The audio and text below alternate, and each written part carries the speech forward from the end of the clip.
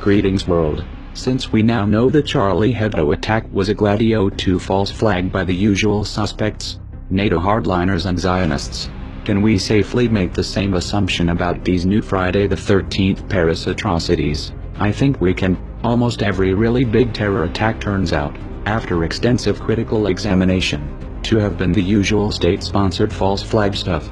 There is no reason to think this one will be any different. The first question, as always, is, who gains? And the answer, as always, is authoritarian insiders, Zionists, militarists, New World Order instigators.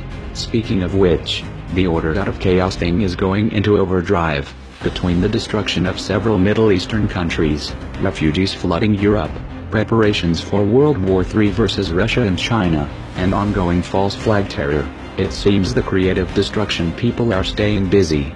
The authorities will surely use these new attacks in the same way they used Charlie Hebdo, as an excuse to shut down critical thinking and dissent. France's President Hollande has attacked Charlie Hebdo conspiracy theorists in harsh terms.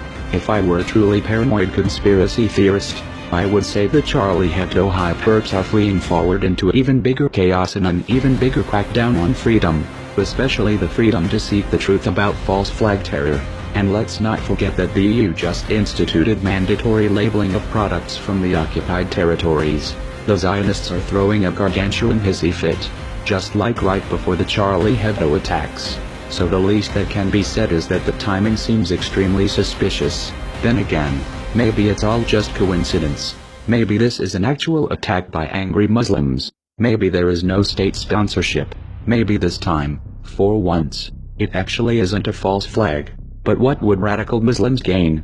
It's already being blamed on ISIS. Yet that makes no sense, since Russia, not France, is fighting ISIS in Syria, and ISIS, of course, is a fabricated synthetic terror group, not a real Muslim group.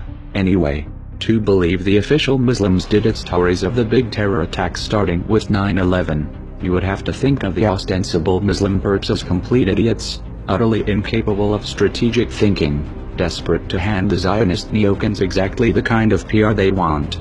So although it's too early to say for sure, I think we can tentatively assume that this Friday the 13th massacre in Paris is just the latest in a long series of false flag spectacles.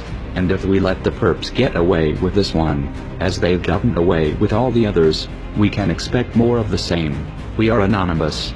We are legion. We do not forgive. We do not forget. Expect us.